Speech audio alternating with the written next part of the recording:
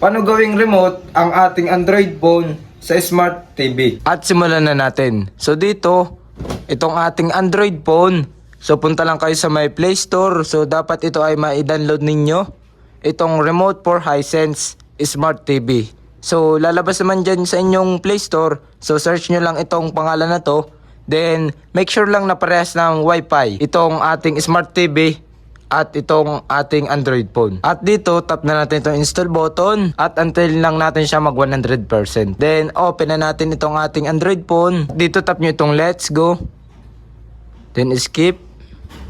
Continue. Itong X. At dito, may magpa-pop up. So, tap nyo lang itong connect.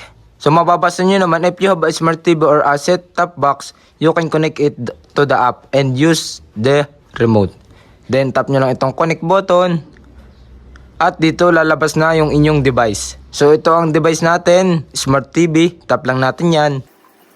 At antayin lang natin siya mag-connect. So ayan, nakalagay is Smart TV connected. So click natin itong OK, connected, continue. Then dito, pwede tayo mamili ng remote. So kung bahala dito, meron dito iba't ibang design. So sample natin is ito.